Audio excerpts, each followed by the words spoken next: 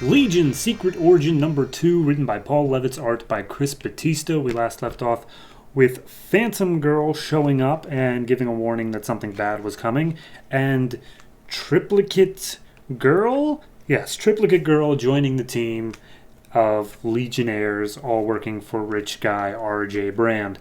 This issue, not a lot happens, so I'm not going to bother giving it the point by point. I'm just going to give you the 3 arcs that happened. Arc number 1 is people are trying to kill R.J. Brand, like, very frequently. And he's got his 4 Legionnaires around him. Saturn Girl, who always gives the team like a quarter second of warning. Cosmic, I always get it wrong. Boy, Cosmic Lad, Cosmic Boy. Okay, Cosmic Boy. He takes whatever vehicle they're coming to assassinate him in, and he just kind of like freezes it. Lightning Lad uses his lightning powers to take care of them. Not kill them, but, just shock them a little bit. And Triplicate Girl just kind of is. She hasn't done anything yet. And this happens twice over the course of the issue, both exactly the same way. The only difference is that the second time they remark how, I thought Earth was supposed to be peaceful, but we keep on getting attacked like this.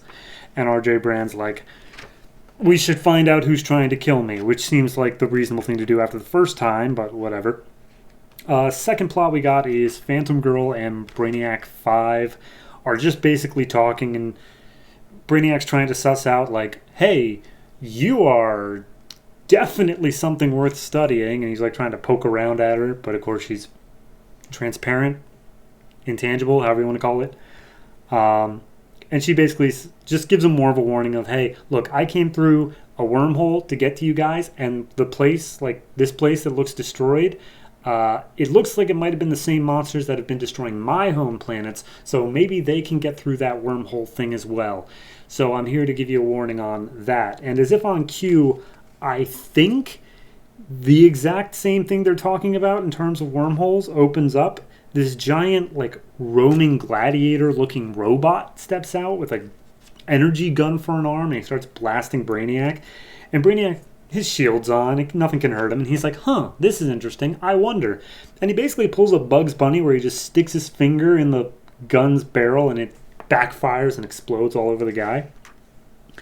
We get a brief little arc of the science police who are like, wow, Brainiac 5 sure is strong and smart and like really dangerous in a lot of ways. We need to get him on our side.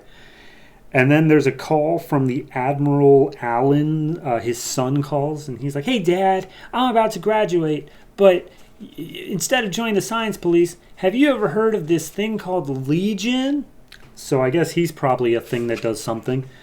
And then the last arc that we go through is the Security Council. I know they're called something else, but, they're the guys in the background who are trying to keep everyone safe in the United Planets.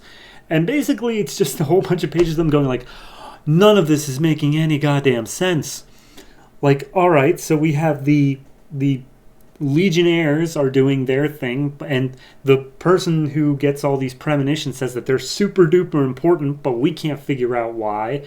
The attack on that planet that Brainiac's on seemingly has nothing to do with the attack on R.J. Brand, but Premonition Girl says they are. Like, no one can piece this stuff together. And so the old guy, who seems to be like the main human sort of stand-in or whatever, he stands up and he's like, all right, look, we've been in the shadows for a while. Maybe these Legionnaires shouldn't be controlled by some billionaire or adopted into the space or the science police. So let's go make them into something even cooler, I guess. So yeah, that's basically where it leaves off. I like this more than the other 2 Legion books. And it's only because, despite it being very simple, I get it.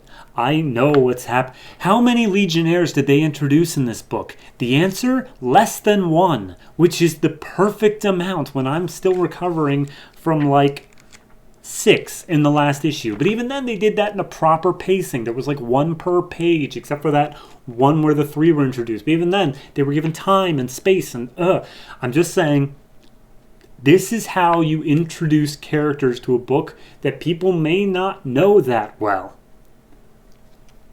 You're writing the other book, Paul Levitz. I don't know how you don't get this. Anyway, I'm giving this one a 6. It's fine. There's nothing inherently wrong with it. The art feels pretty stock standard. Nothing's really popping out. If anything, it's a little bit weak on a lot of faces. But it's fine. I don't have that many complaints about it. The writing is simplistic, but again, it's fine. The weirdest thing for me is I feel like I'm just not properly reading R.J. Brand's lines. Like, everything he says just feels like maybe it's trying to set up some sort of like, oh, he's talking in like the slang that an old person would be misusing, but like 1,000 years from now. Like, the one thing he says is hold our skins still hold our watery bits, don't cry it all out your eye pockets. Like, it's not normal. It's not. He doesn't speak in a normal way. I don't know. But no, it's a 6. It's fine. I don't have any real complaints against it. It's just here. It's just a little filler book. So, hey, not everything connected to Legion is the worst.